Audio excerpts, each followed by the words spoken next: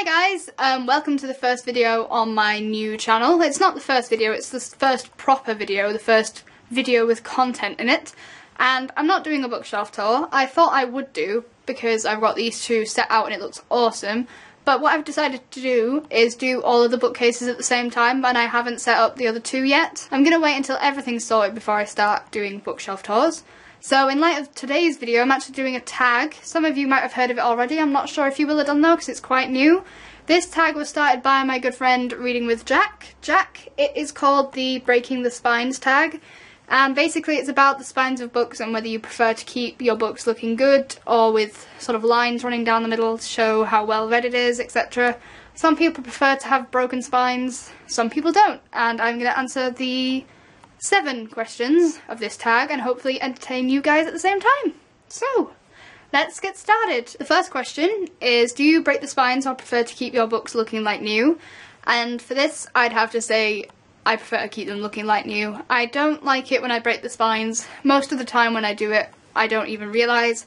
I'm just opening the book, and on some books, such as Skullduggery Pleasant, I've actually got a broken spine because I've opened it in the same place so many times, and it just opens like really far because of the broken spine.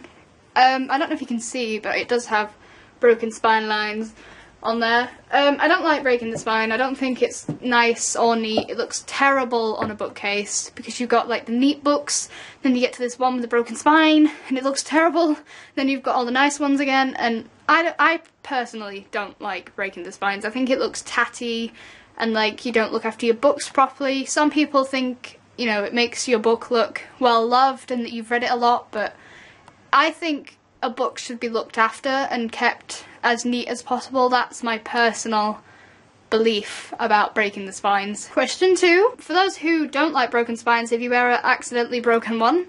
Yes. Like I just said, most of the time I actually accidentally break them. I just open the book a bit too far and then the crease starts, and then I'll open it a bit further the next time, and it's horrible when you feel the broken spine. It is the worst thing when you're reading a book. 3. If you're buying a used book and the spine is broken, how do you feel about it?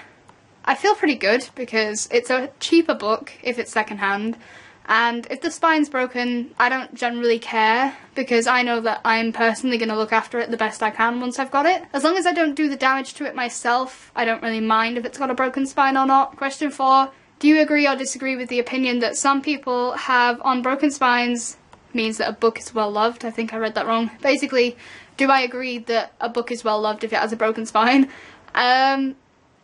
Sort of, because I can understand it. If you open the book in the same place so many times, the spine obviously will begin to crease and break a bit. But at the same time, I think if you open a book that many times, you're going to take care of it, so you won't open it so much that that happens.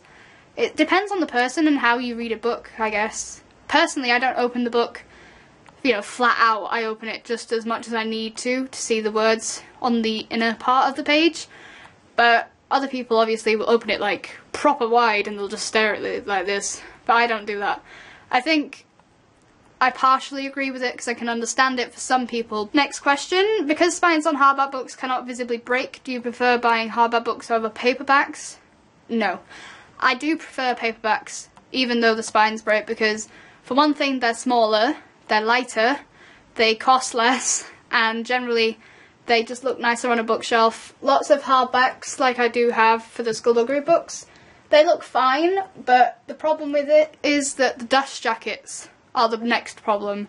Instead of the spines, you've got the dust jackets, and they can rip, they can get torn, they can be squashed, bent, creased, all of these things. You've got equal problems with both, so I think visually I prefer a paperback with a broken spine because it's not as noticeable, rather than a tattered dust jacket on a hardback. Aside from breaking the spines, do you ever bend the corner of a page if you don't have a bookmark?